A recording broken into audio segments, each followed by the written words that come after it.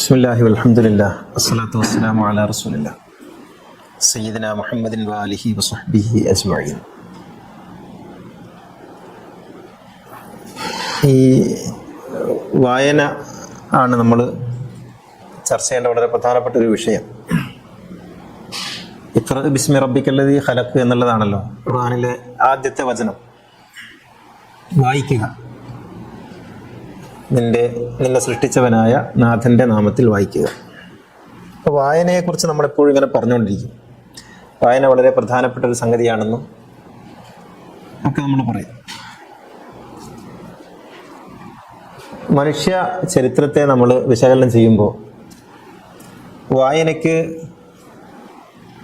പ്രാധാന്യം ലഭിച്ചത് ഏതാണ്ട് ഒരു 6000 വർഷത്തെ പഴക്കം മാത്രമേ ഉള്ളൂ. അതിനു മുമ്പ് വായന എന്ന് പറയുന്ന ഇന്ന് നമ്മൾ ശീലിച്ച വായന ഉണ്ടായിരുന്നില്ല. പക്ഷേ മനുഷ്യൻ വളരെ വലിയ പുരോഗതികളൊക്കെ നേടിയ കാലമായിരുന്നു അത്. ആ കാലത്ത് ഇന്ന് നമ്മൾ ശീലിച്ച വായന ഉണ്ടായിരുന്നില്ല. അപ്പോൾ വായനയെ നമ്മൾ എങ്ങനെയാണ് നിർവചിക്കേണ്ടത്, വായനയെ എങ്ങനെയാണ് നമ്മൾ സ്വീകരിക്കേണ്ടത് എന്നുള്ളത് ഈ ഖുർആനിക ആയത്തിന്റെ വെളിച്ചത്തിൽ ചിന്തിക്കേണ്ടതാണ്. ഇഖ്റ ബിസ്മി റബ്ബിക്കല്ലദീ ഖലഖ്. വായന എന്ന് പറയുന്നത് മനുഷ്യൻ ഭാഷയ്ക്ക് ലിപിയും കണ്ടെത്തിയതിന് ശേഷമുള്ള ഒരു പ്രതിഭാസമാണ്. ഭാഷ ഒരുപാട് കാലമായി ഉണ്ട്, പക്ഷെ ലിപി ഉണ്ടായിരുന്നില്ല. മനുഷ്യൻ സംസാരിച്ചു തുടങ്ങുന്ന കാലത്ത് ഭാഷയുണ്ട്, പക്ഷെ അതിന് ലിപി ഉണ്ടായിരുന്നില്ല. ആദ്യകാലത്ത് മനുഷ്യൻ ചില ശബ്ദങ്ങളിലൂടെയാണ് സംവദിച്ചിരുന്നത്. ആംഗ്യത്തിലൂടെ സംവദിച്ചൊരു കാലം ഉണ്ടായിരുന്നു. പിന്നീട് ശബ്ദങ്ങളിലൂടെ സംവദിക്കാൻ തുടങ്ങി. പിന്നീട് ആ ശബ്ദങ്ങൾ ചില അക്ഷരങ്ങളായി അല്ലെങ്കിൽ ചില പദങ്ങളായി രൂപം പ്രാപിച്ചു. ആ പദങ്ങൾ വാക്യങ്ങളായി. അങ്ങനെയാണ് ഭാഷ വികസിക്കുന്നത്. ഭാഷാ വികസനത്തിന്റെ ഏറ്റവും അവസാനത്തെ തലത്തിലാണ് ലിപികൾ ഉണ്ടാകുന്നത്. ലിപികളുണ്ടായാൽ പിന്നെ ഭാഷയുടെ വളർച്ച ലിപികളുമായി ബന്ധപ്പെട്ടാണ്. ഇപ്പൊ മലയാള ഭാഷയുടെ വളർച്ച എന്ന് പറയുന്നത് മലയാള ലിപിയുമായി ബന്ധപ്പെട്ടാണ്. അതിനു മുമ്പാണ് ഭാഷ വളരുന്നത്. അപ്പോ മനുഷ്യൻ ഭാഷയിൽ സംസാരിച്ചു തുടങ്ങിയ സഹസ്രാബ്ദങ്ങൾ ലിപികളില്ലായിരുന്നു. അന്ന് വായനയും ഇല്ലായിരുന്നു. കാരണം ലിപികൾ ഉണ്ടായാലല്ലേ വായന വരുള്ളൂ. അന്ന് പിന്നെ ഉണ്ടായിരുന്നത് മനുഷ്യൻ വാമൊഴിയ കൈമാറ്റം ചെയ്യപ്പെടുന്ന അറിവുകളായിരുന്നു. വേദങ്ങളാണെങ്കിൽ അത് ശ്രുതി എന്നറിയപ്പെടും. ഒരാൾ ഗുരു ശിഷ്യന്മാർക്ക് പറഞ്ഞു കൊടുക്കുന്നു, ശിഷ്യന്മാർ അത് കാണാതെ പഠിക്കുന്നു, അവരങ്ങനെ തന്നെ അടുത്ത തലമുറക്ക് പറഞ്ഞു കൊടുക്കുന്നു. ആ കാലഘട്ടത്തിലാണ് മനുഷ്യൻ ഏറ്റവും കൂടുതൽ കാര്യങ്ങൾ ഹൃദിസ്ഥമാക്കാൻ ശ്രമിച്ചിരുന്നത്. ഹൃദിസ്ഥമാക്കാൻ മാത്രമല്ല, ചിന്തിക്കാനും മനനം ചെയ്യാനും വിശകലനം ചെയ്യാനും ഒക്കെ മനുഷ്യൻ ശ്രദ്ധിച്ചിരുന്നതും ശ്രമിച്ചിരുന്നതും അക്കാലത്താണ്, വായനയില്ലാത്തൊരു കാലത്ത്. അപ്പൊ വായനയെ നമ്മൾ എങ്ങനെയാണ് എടുക്കേണ്ടത്? വായന വന്നതിന് ശേഷം, ലിപികൾ ഉണ്ടായതിനു ശേഷം മനുഷ്യൻ ഹൃദിസ്ഥമാക്കുന്നത് കുറഞ്ഞു. കാരണം രേഖപ്പെടുത്താം എന്നൊരു സൗകര്യം വന്നു. രേഖപ്പെടുത്താനുള്ള സൗകര്യം വന്നപ്പോൾ ഹൃദിസ്ഥമാക്കുന്നതിന് ശ്രമിക്കേണ്ടതായിട്ടില്ല. കാരണം അത് വലിയ പണിയാണ്. ഹൃദിസ്ഥമാക്കുക എന്നുള്ളത് വലിയ പണിയാണ്. അപ്പോൾ അവൻ അത് രേഖപ്പെടുത്തി വെച്ചു. അപ്പോൾ എപ്പോൾ വേണമെങ്കിലും എടുത്ത് നോക്കാം. അതുകൊണ്ട് രേഖ എന്നത് മനുഷ്യന്റെ ശേഷിയെ, മനുഷ്യന്റെ കഴിവിനെ കുറച്ചു കൊണ്ടുവന്ന ഒരു സംഗതിയായിട്ടാണ് മാറിയത്. പിന്നെ കുറച്ചും കൂടി ഇങ്ങോട്ട് വന്ന അത് ഡിജിറ്റലൈസ് ആയപ്പോൾ മനുഷ്യന് അത്രയും ആവശ്യമില്ല എന്നായി മാറി. ഇന്ന് നമുക്ക് ഒരുപക്ഷെ അവനവൻ ഉപയോഗിക്കുന്ന പല സംഗതികളുടെയും ടെലിഫോൺ ഉൾപ്പെടെയുള്ള നമ്പറുകൾ അറിയാൻ ഡിവൈസ് ആശ്രയിക്കേണ്ടി വരുന്നു എന്നൊരവസ്ഥയുണ്ട്. അതിന് കാരണം മനുഷ്യന്റെ കുറവല്ല, നമ്മൾക്കെല്ലാം രേഖപ്പെടുത്തി വെക്കാനുള്ള ഒരു സൗകര്യം നമ്മുടെ കൈകളിൽ ഉണ്ടെന്നിരിക്കെ വെറുതെ എന്തിനു മെനക്കെടണം എന്നുള്ള ഒരു ചിന്ത മനുഷ്യനെ ഭരിക്കുന്നു എന്നുള്ളതാണ്. അപ്പൊ ലിപികൾ കണ്ടെത്തിയതോടുകൂടി സൗകര്യങ്ങൾ വർദ്ധിച്ചു എന്ന് പറയാം. സൗകര്യങ്ങൾ വർദ്ധിക്കുമ്പോൾ കഴിവ് കുറയുകയാണ് ചെയ്യുന്നത്. ഇന്ന് നമുക്കൊരു പിരമിഡ് ഉണ്ടാക്കാൻ കഴിയില്ല. കാരണം ഇന്ന് നമ്മൾ സൗകര്യങ്ങൾ വർദ്ധിച്ചവരാണ്. അപ്പൊ ശേഷി കുറയുന്നുണ്ട്, കഴിവ് കുറയുന്നുണ്ട്. ഇന്ന് നമുക്ക് ടിപ്പു സുൽത്താൻ ഉണ്ടാക്കിയ ഒരു കടൽ തുരങ്കം നമുക്കിന്ന് ഉണ്ടാക്കാൻ കഴിയില്ല. ഇന്ന് നമുക്കൊരു തുരങ്കം ഉണ്ടാക്കണമെങ്കിൽ, ഇന്ന് ആനക്കാംപൊയിൽ നിന്ന് വയനാട്ടിലേക്ക് ഒരു തുരങ്കം ഉണ്ടാക്കണമെങ്കിൽ ഒരുപാട് മിഷനറികൾ വരണം. അങ്ങനെയുള്ള ഒരു മിഷനറി ഇല്ലാത്തൊരു കാലത്താണ് കടൽ തുരങ്കം ഉണ്ടാക്കിയത് ടിപ്പു സുൽത്താൻ. ടിപ്പു സുൽത്താൻ മാത്രമല്ല, മറ്റ് പല രാജാക്കന്മാരും അവരുടെ രഹസ്യപാതകൾ നിർമ്മിച്ചിരുന്നത് ഭൂമിക്കടിയിലൂടെയും കടലിനടിയിലൂടെയുമായിരുന്നു. അതിന് സംവിധാനങ്ങൾ അന്നൊന്നും ഉണ്ടായിരുന്നില്ല, മനുഷ്യന്റെ ശേഷി മാത്രമായിരുന്നു ഉണ്ടായിരുന്നത്. ഇന്ന് നമുക്കൊരു പെട്ര ഉണ്ടാക്കാൻ കഴിയില്ല. പെട്ര എന്ന് പറയുന്നത് ഒറ്റക്കല്ലിൽ തീർത്ത ഗോപുരങ്ങളാണ്. ആ ഒറ്റക്കല്ലിൽ തീർത്ത ഗോപുരങ്ങൾ ഒരു ഉളിയും ഒരു ചുറ്റികയും കൊണ്ട് മഹാവിസ്മയങ്ങൾ തീർത്തവരായിരുന്നു പെട്രയിലെ ഗോത്രജനത.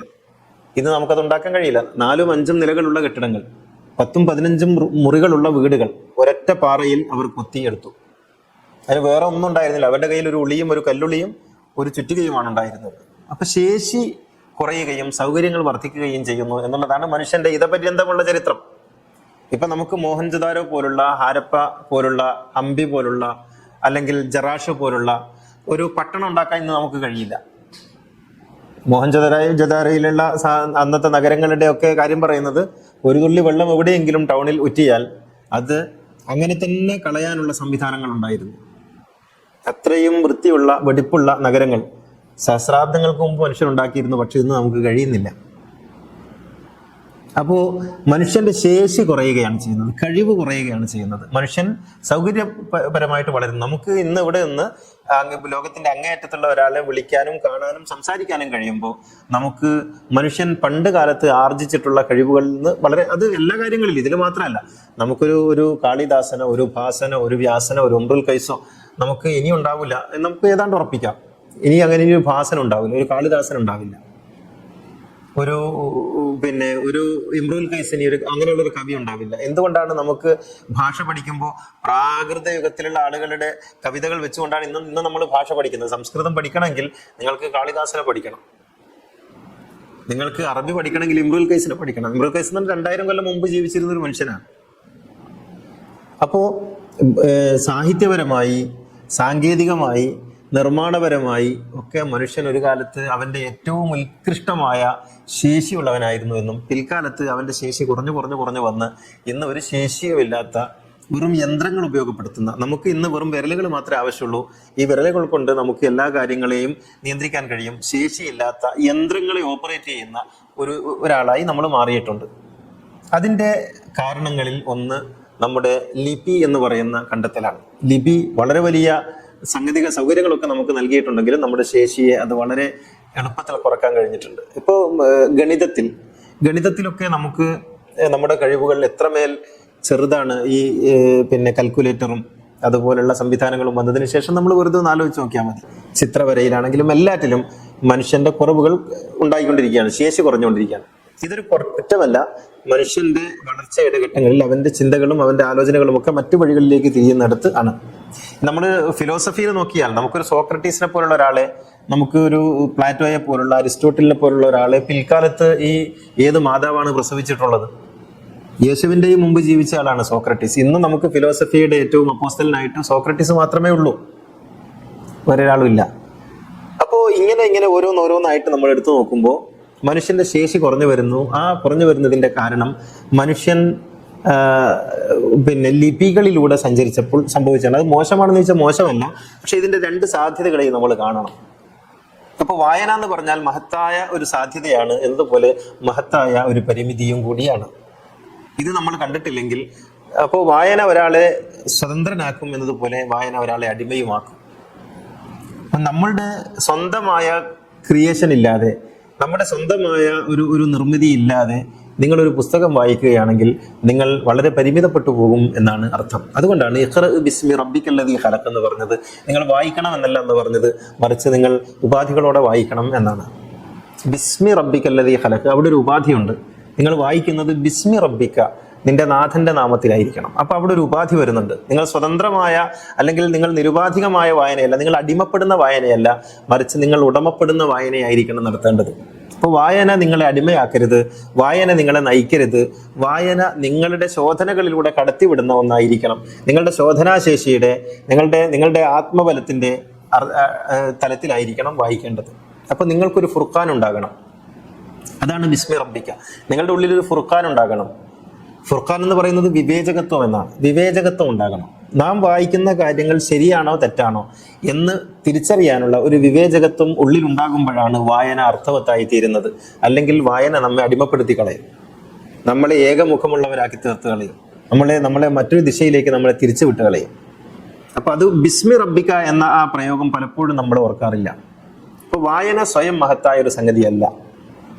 വായന സ്വാഭാവികം നമ്മുടെ ഉള്ളിലുള്ള വിവേചകത്വത്തെ ഉൾപ്പെടുത്തിക്കൊണ്ടാണ്.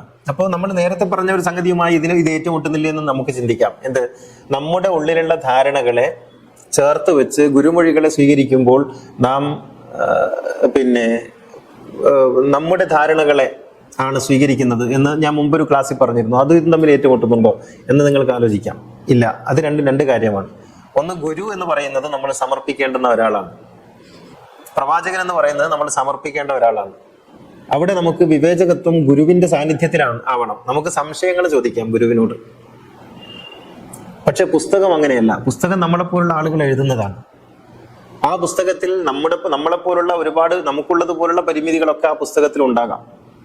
എനിക്ക് എന്തൊക്കെ ദൗർബല്യങ്ങളുണ്ടോ ആ ദൗർബല്യങ്ങളൊക്കെ ഞാൻ എഴുതുന്ന പുസ്തകത്തിലുണ്ട്. എൻ്റെ അറിവിന്റെ പരിമിതികളുണ്ട്, എൻ്റെ ഭാഷയുടെ പരിമിതികളുണ്ട്, എൻ്റെ ധാരണകളുടെ പരിമിതികളുണ്ട്. ഇതൊക്കെ ഞാൻ എഴുതുന്ന പുസ്തകത്തിലുണ്ടാകും. ഈ പരിമിതികൾ ഉണ്ട് എന്നുള്ള ബോധത്തോടു കൂടി ആയിരിക്കണം നമ്മൾ വായിക്കേണ്ടത്. അതുകൊണ്ട് തന്നെ വിവേചകത്വം എന്ന് പറയുന്നത് വിമർശനാത്മകത എന്ന് വേറൊരു അർത്ഥത്തിൽ നമുക്ക് പറയാം. വിമർശനാത്മകത ഉണ്ടായിരിക്കണം. ആരുടെയും പുസ്തകങ്ങൾ കുറ്റമറ്റതല്ല എന്ന് നമുക്ക് ബോധ്യം വേണം. ആരുടെയും പുസ്തകങ്ങൾ കുറ്റമറ്റതല്ല. ഈ ലോകത്ത് മനുഷ്യൻ എഴുതുന്ന എല്ലാം ശരിയാവാനുള്ള സാധ്യത പോലെ തന്നെ തെറ്റാവാനുള്ള സാധ്യതയുണ്ട്. അത് ബുഖാരി എഴുതിയതാണെങ്കിലും മുസ്ലിം എഴുതിയതാണെങ്കിലും ഷേക്സ്പിയർ എഴുതിയതാണെങ്കിലും ഇനി ആധുനിക കാലത്തെ ആരെഴുതിയതാണെങ്കിലും എല്ലാം ശരിയാകാനും തെറ്റാകാനുമുള്ള സാധ്യത ഒരുപോലെയാണെന്നുള്ള ബോധ്യത്തിലാണ് നാം ഒരു പുസ്തകം കയ്യിലെടുക്കേണ്ടത്. പ്രാമാണികത ഒരു പുസ്തകത്തിലും കൽപ്പിക്കരുത്. അപ്പോൾ വായന നമ്മെ അടിമപ്പെടുത്തി കളയും. അപ്പൊ ഈ ബിസ്മി റബ്ബിക എന്ന് പറയുന്ന ആ ഒരു കണ്ടീഷൻ ഉണ്ടല്ലോ, നിങ്ങൾ വിവേചകത്വത്തോടു കൂടി വായിക്കണം. അപ്പോൾ നമ്മുടെ ഉള്ളിലുള്ള വിവേചകത്വം അത് നമ്മുടെ അറിവുകളുമായി ബന്ധപ്പെട്ടതല്ലേ എന്നൊക്കെ ചോദിക്കാം. നമ്മുടെ ധാരണകളും നമ്മുടെ അറിവുകളുമായി ബന്ധപ്പെട്ടതല്ലേ? ശരിയാണ്. നിങ്ങളൊരു പുസ്തകം വായിക്കുമ്പോൾ നിങ്ങൾക്കൊരു താല്പര്യവും ഇല്ല എന്നാണെങ്കിൽ തീർച്ചയായിട്ടും നിങ്ങളുടെ പരിമിതികൾ അതിനെ ബാധിക്കൂല. ഇപ്പോൾ ഒരു പുസ്തകം വായിക്കുന്നു, അത് എതിർക്കാൻ വേണ്ടിയാണ് വായിക്കുന്നത് എങ്കിൽ നിങ്ങൾക്ക് അതിൽ നിന്ന് സത്യം മനസ്സിലാവില്ല. ഒരു പുസ്തകം വായിക്കുന്നു, ഇത് ഉള്ളതെല്ലാം സത്യമാണെന്നുള്ള ബോധ്യത്തിലാണ് വായിക്കുന്നത് എങ്കിലും നിങ്ങൾക്ക് സത്യം മനസ്സിലാവില്ല. അപ്പോൾ ഒന്നിനോടുള്ള അന്ധമായ വിധേയത്വവും അന്ധമായ വിരോധവും ഒരുപോലെ നെഗറ്റീവാണ്. അപ്പോൾ ഒരു പുസ്തകം നിങ്ങൾ എടുക്കുന്നു, മുസ്തഫ മൗലവി എഴുതിയ അകമ്പൊരുൾ നിങ്ങൾ എടുക്കുന്നു, ഇത് മുസ്തഫ മൗലവി എഴുതിയാണ്, പൂർണ്ണമായിട്ടും ശരിയാണ് എന്ന് നിങ്ങൾ വിചാരിക്കുന്നുവെങ്കിൽ നിങ്ങൾക്ക് അതിൽ നിന്ന് സത്യം കണ്ടെത്താൻ ഒരിക്കലും കഴിയില്ല. അകമ്പൊരുൾ എടുക്കുന്നു, ഇത് മുസ്തഫ മൗലവി എഴുതിയാണ്, ഇത് പൂർണ്ണമായിട്ടും തെറ്റാണ് എന്നൊരാൾ വിചാരിച്ചാലും അതിൽ നിന്ന് സത്യം കണ്ടെത്താൻ കഴിയില്ല. ഇതിൽ സത്യവും ശരിയും തെറ്റും ഒരുപോലെ ഉണ്ടാകാം. അതുകൊണ്ട് എൻ്റെ വിവേചകത്വമാണ് പ്രവർത്തിക്കേണ്ടത്, ഈ പുസ്തകമല്ല എന്നൊരു ബോധ്യത്തിലാണ് നിങ്ങൾ പുസ്തകം വായിക്കുന്നതെങ്കിൽ തീർച്ചയായിട്ടും അതിൽ നിന്ന് സത്യം നമ്മെ തേടിയെത്തും. സത്യം ഇങ്ങനെ തുള്ളി നമ്മുടെ ഉള്ളിലേക്ക് കയറുന്നതായിട്ട് നമുക്ക് അനുഭവപ്പെടും. സത്യമല്ലാത്തത് അവിടെയും നമുക്ക് അനുഭവപ്പെടും. ഇത് സത്യമല്ലല്ലോ, ഇങ്ങനെ ആവാൻ തരമില്ലല്ലോ, ഇത് എഴുതിയ ആൾക്ക് തെറ്റിയതാവാം എന്ന ഒരു ബോധ്യവും നമ്മുടെ ഉള്ളിലേക്ക് വരും. അതാണ് ബിസ്മി റബ്ബിക എന്ന ഉപാധി അള്ളാഹു വെക്കാൻ കാരണം. നിങ്ങൾ സ്വതന്ത്രമായാണ് വായിക്കേണ്ടത്. നിങ്ങൾ സ്വതന്ത്രമായി വായിക്കുമ്പോൾ നിങ്ങളുടെ വിവേചകത്വം പ്രവർത്തിക്കണം. വിവേചകത്വം എന്ന് പറയുന്നത് ഒരു അരിപ്പയാണ്. ആ അരിപ്പയിലൂടെയാണ് നിങ്ങൾ കടത്തിവിടേണ്ടത്. അങ്ങനെ നിങ്ങളുടേതായ മൂശയിലൂടെ കടത്തിവിട്ടിട്ട് വേണം മനുഷ്യൻ എഴുതിയ എല്ലാം വായിക്കാൻ എന്നാണ് പറഞ്ഞതിൻ്റെ അർത്ഥം. അപ്പൊ വായന നമ്മളെ പരിമിതപ്പെടുത്തി കളയരുത്. വായന വലിയ സംഭവമാണ്. നമ്മുടെ അനുഭവങ്ങളെ വിശാലമാക്കുന്ന, നമ്മുടെ ഭാവനകളെ വിശാലമാക്കുന്ന, നമ്മെ ഒരു മറ്റൊരു ലോകത്തെത്തിക്കുന്ന, നമ്മുടെ ജീവിതത്തെ ഭാസുരമാക്കുന്ന ഒരു പ്രക്രിയയാണ് വായന.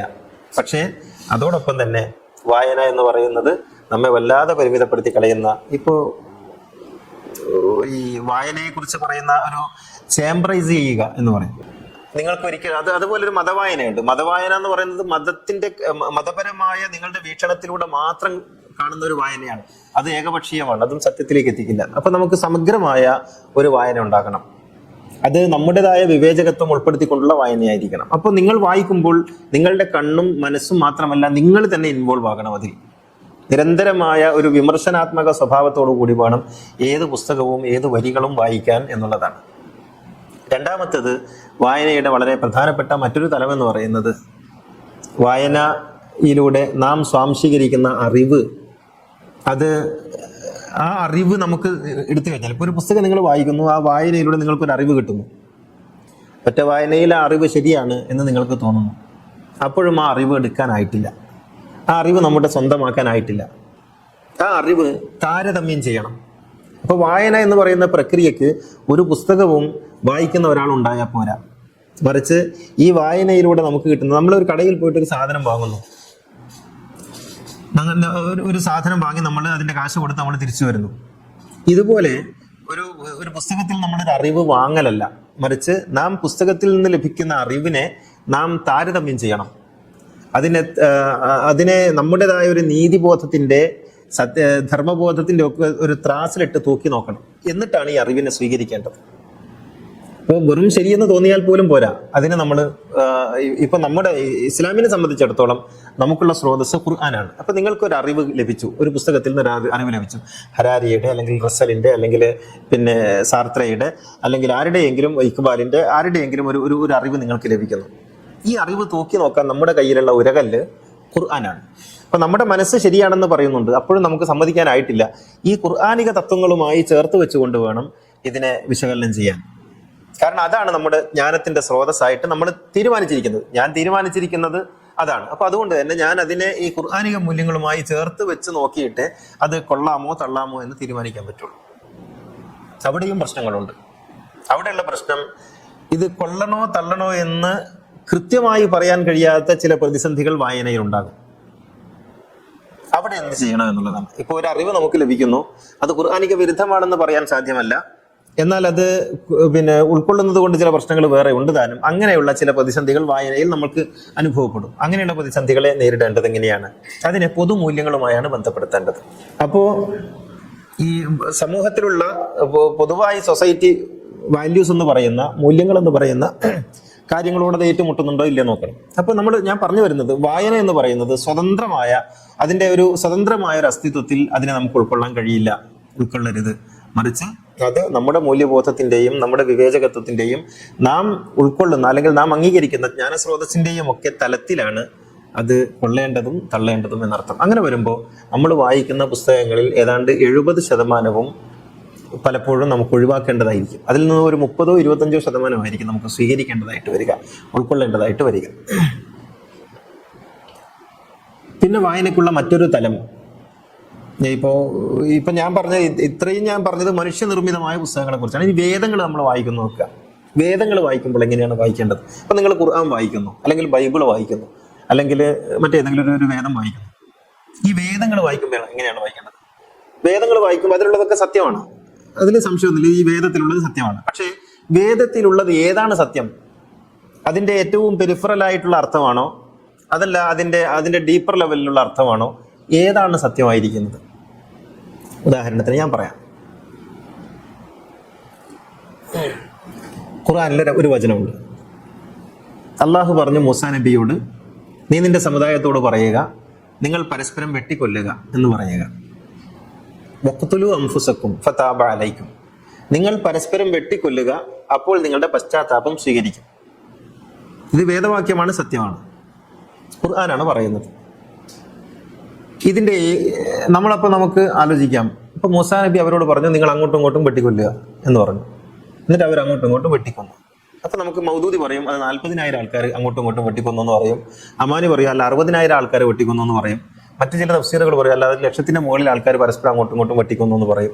അത് വെട്ടിക്കൊല്ലുക എന്ന് പറഞ്ഞാൽ യുദ്ധം ചെയ്തിട്ടില്ല, ഒരു തൗബയുടെ ഭാഗമായിട്ട് അങ്ങോട്ടും ഇങ്ങോട്ടും വെട്ടിക്കൊല്ലാൻ വേണ്ടി അള്ളാഹു പറഞ്ഞെന്നും അങ്ങനെ വെട്ടിക്കൊന്നെന്നും അങ്ങനെയുള്ള ആൾക്കാരുടെ കണക്കാണ് ഈ പറയുന്നത്. അപ്പൊ ഇതെങ്ങനെ സ്വീകരിക്കും? ഇത് നമ്മുടെ പൊതുമൂല്യബോധത്തോട് എതിരാകുന്നുണ്ട്. മനുഷ്യനെ വെട്ടിക്കൊല്ലുന്ന ഒരു രീതി ആരാധനയായിട്ട് ഉണ്ടാകാൻ പാടില്ല. പക്ഷേ ഇവിടെ മനുഷ്യനെ വെട്ടിക്കൊന്നിരിക്കുന്നു, അല്ലെങ്കിൽ മനുഷ്യനെ വെട്ടിക്കൊല്ലണം എന്നൊരു പ്രവാചകനോട് പറയാൻ വേദം കൽപ്പിക്കുന്നു. അപ്പൊ ഇതെങ്ങനെയാണ്? നമ്മുടെ പൊതുമൂല്യബോധവും വേദത്തിന്റെ വായനയും തമ്മിൽ ഏറ്റുമുട്ടുമ്പോൾ നമ്മൾ എങ്ങനെയാണ് അത് വായിക്കേണ്ടത്? ഇവിടെയാണ് നമ്മുടെയൊക്കെ ഖുർആൻ വായന പ്രശ്നമാകുന്നത്.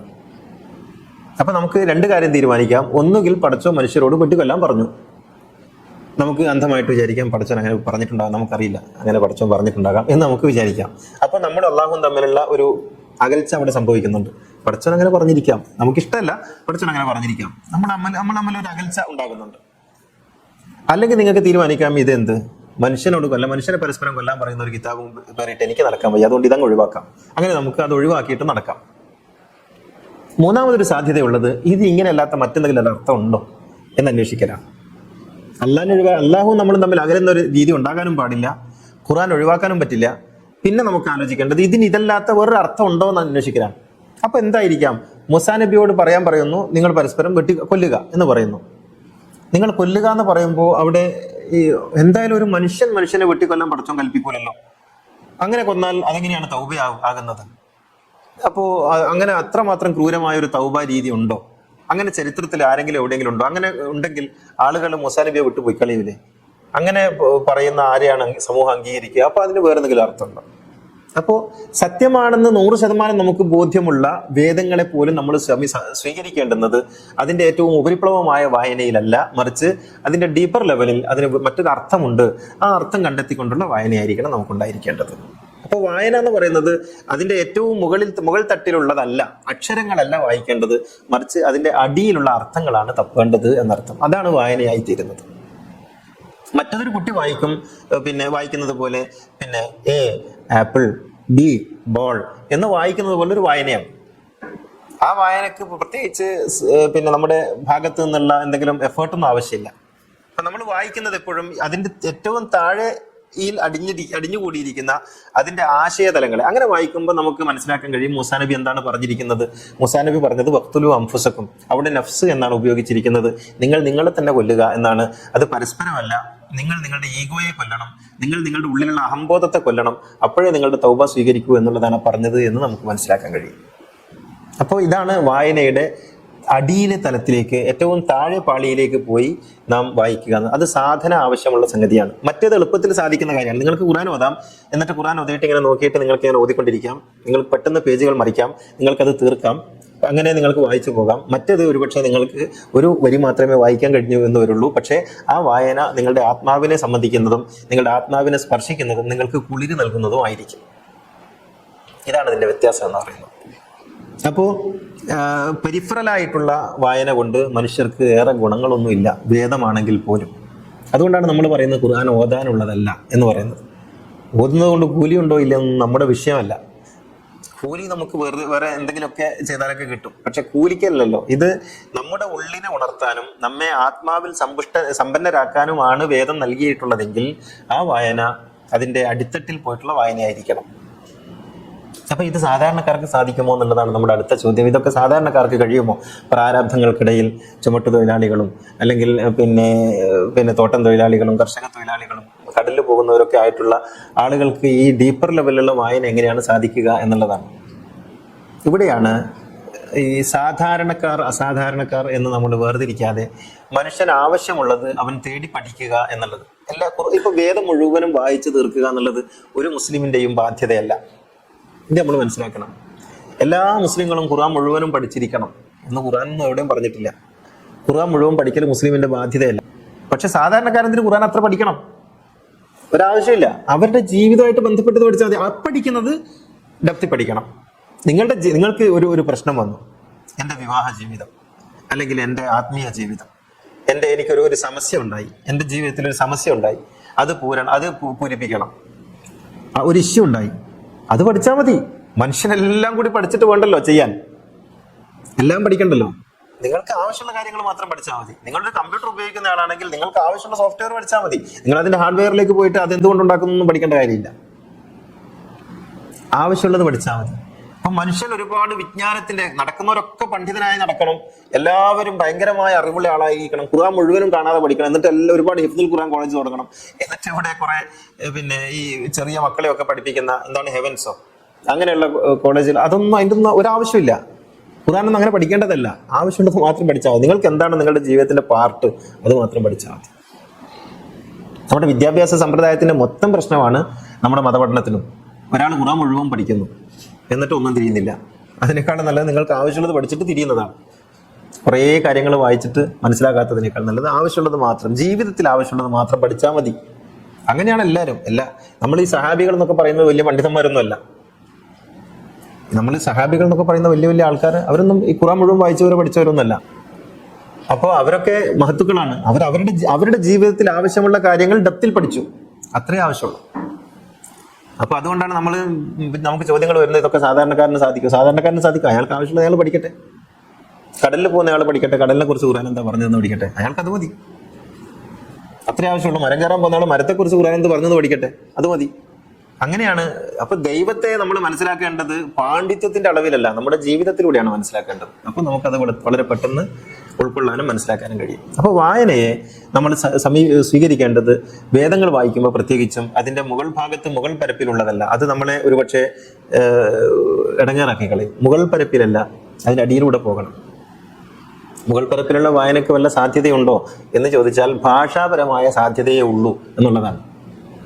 കാരണം എവിടെയും ഇപ്പൊ നമ്മളിപ്പോ കടൽ എന്ന് പറയുന്ന സംഗതി ഉണ്ടല്ലോ, കടൽ, ഞാൻ പലപ്പോഴും പറഞ്ഞിട്ടുള്ളതാണ്. ഈ കടൽ എന്ന് പറയുന്നത് എന്താണ്?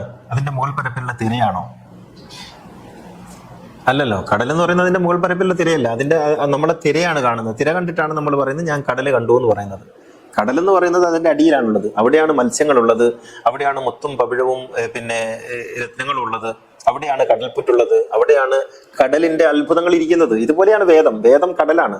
അത് നമ്മളതിന്റെ വേവ്സ് കാണും. ആ വേവ്സ് കാണുമ്പോൾ നമ്മൾ വിചാരിക്കും ഇതാണ് കടലെന്ന് വിചാരിക്കും. അല്ല, വേവ്സ് തൽക്കാലം ഉണ്ടായി മറഞ്ഞു പോകുന്ന കേവലമായ കാഴ്ചയാണ്. അതിന്റെ അപ്പുറത്ത് അടിയിലേക്ക് പോകുമ്പോഴാണ് അതിന്റെ എല്ലാ അനർഘങ്ങളായ വിജ്ഞാനങ്ങളും ഒളിഞ്ഞു കിടക്കുന്നത്. അവിടെയാണ് നമ്മൾ തപ്പേണ്ടത്. അപ്പോൾ വേദങ്ങൾ വായിക്കുക എന്ന് പറയുന്നത് അതിന്റെ അക്ഷരങ്ങളെ വായിക്കലല്ല. അതുകൊണ്ട് തന്നെ ഓത്തുകൊണ്ട് പ്രത്യേകിച്ച് കാര്യമൊന്നുമില്ല. നമുക്കൊരു നേരം പോക്കാണ്. നിങ്ങൾക്ക് 10 കത്തും തീർക്കാം, 5 കത്തും തീർക്കാം, നേരം പോക്കാണ് എന്നല്ലാതെ അതിങ്ങനെ പോകാം എന്നല്ലാതെ വേറെ കാര്യമൊന്നുമില്ല. നമ്മളത് വേണ്ട ഇല്ല എന്നും പറയേണ്ടതില്ല. ആളുകൾ അത് ചെയ്തിട്ട് ഒരു ആത്മസായുജ്യമൊക്കെ കിട്ടുന്നുണ്ടെങ്കിൽ നല്ലത്, അത് കിട്ടിക്കോട്ടെ. പക്ഷേ അതിൻ്റെ അടിയിലേക്ക് പോയി അവിടെ പറഞ്ഞ കാര്യങ്ങൾ എന്താണെന്ന് മനസ്സിലാക്കുന്നിടത്ത് അത് ഒരു വരിയാണെങ്കിൽ ഒരു വരി, അത്രേ ആവശ്യമുള്ളൂ. നമ്മുടെ ജീവിതത്തിൽ ഒരു വരിയാണെങ്കിൽ ഒരു വരി, അത് മനസ്സിലാക്കിയിട്ട് പിന്നെ മുന്നോട്ട് പോവുക എന്നുള്ളതാണ്. പിന്നെ വായനയുടെ മറ്റൊരു തലം എന്ന് പറയുന്നത് വായിച്ച കാര്യങ്ങൾ പിന്നെ സമാന സ്വഭാവത്തിലുള്ള ആളുകളുമായി ചർച്ച നടത്തുക. മുത്താല എന്നാണ് അതിന് അറബി പറയുക. ഇപ്പൊ ഞങ്ങൾ ദർസിലൊക്കെ പഠിക്കുന്ന സമയത്ത് ഞങ്ങൾക്കുണ്ടായിരുന്ന ഒരു രീതി എന്തെന്ന് ചോദിച്ചാൽ,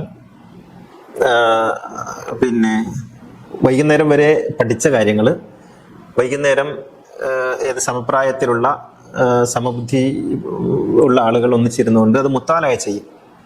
എനിക്ക് മനസ്സിലായ കാര്യം ഇതാണ്, എനിക്ക് മനസ്സിലായ കാര്യം ഇതാണ്, ഇങ്ങനെ പരസ്പരം പറയും. എന്നിട്ട് നിനക്ക് മനസ്സിലായ കാര്യത്തിൽ ഇന്ന കാര്യങ്ങൾ ഇതിനോട് ചേരുന്നതല്ല എന്ന് പറയും, അല്ലെങ്കിൽ ഇത് ശരിയാണല്ലോ എന്ന് പറയും. ഈ ഒരു ചർച്ചയിലൂടെ, ഈ ചർച്ച എന്ന് പറയുന്ന സംഗതി, ഈ സംവാദം എന്ന് പറയുന്നത്, നമുക്ക് മലയാളികൾക്ക് ചർച്ച ചെയ്യാൻ അറിയില്ല, തർക്കിക്കാനേ അറിയുള്ളൂ. ആ ഒരു പ്രശ്നമുണ്ട്. അതുകൊണ്ട് തന്നെ നമ്മുടെ പിന്നെ പല കാര്യങ്ങളും താർക്കിക സ്വഭാവത്തിലാണ്. സംവാദം എന്ന് പറയുന്നത് പലപ്പോഴും നമുക്ക് മനസ്സിലാവില്ല. ഇപ്പോഴത്തെ പുതിയ കുട്ടികൾക്കൊക്കെ അത് അറിയാം, ചർച്ച ചെയ്യാൻ അറിയാം. ഒരു പഴയ തലമുറ ഇപ്പോൾ ഒന്ന് പറഞ്ഞ് രണ്ടാമത്തേന് ദേഷ്യം പിടിച്ചാൽ, കാരണം ഈ തർക്കത്തിലേക്കാണ് പോകുന്നത്. മാത്രമല്ല പലപ്പോഴും നമ്മുടെ അറിവിന്റെ ഒരു ആഴം വെളിപ്പെടുത്താൻ വേണ്ടിയിട്ടുള്ള ഒരു ശ്രമമായിരിക്കും അവിടെ നടക്കുക. അതുകൊണ്ട് തന്നെ സംവാദം അതിന്റെ ശരിയായ രീതിയിൽ നടന്നുകൊള്ളണമെന്നില്ല. അപ്പോ വായനയുടെ രണ്ടാമത്തെ തലം, നിങ്ങളൊരു പുസ്തകം വായിക്കുന്നത് കൊണ്ട് നിങ്ങളുടെ ബാധ്യത അവസാനിക്കുന്നില്ല. മറിച്ച് വായിച്ച കാര്യം സമാന സ്വഭാവത്തിലുള്ള ആളുകളുമായി ചർച്ച ചെയ്യുന്നതിലൂടെ അതിനെ വിപുലപ്പെടുത്താനും ശുദ്ധീകരിക്കാനും കഴിയും, സ്ഫുടം ചെയ്തെടുക്കാൻ കഴിയും. പ്യൂരിഫിക്കേഷൻ അവിടെയാണ് നടക്കുക. അറിവിന്റെ പ്യൂരിഫിക്കേഷൻ എന്ന് പറയും. അപ്പോൾ ഈ അറിവ്, നമ്മൾ ഏതൊരു കാര്യവും നമ്മൾ പ്യൂരിഫൈ ചെയ്യുന്നത് പോലെ അറിവിനെയും പ്യൂരിഫൈ ചെയ്യേണ്ടതുണ്ട്. ആ പ്യൂരിഫിക്കേഷൻ നടക്കുന്നത് സമാന സ്വഭാവത്തിലുള്ള ആളുകളുമായിട്ടുള്ള സംവാദത്തിലൂടെയാണ്.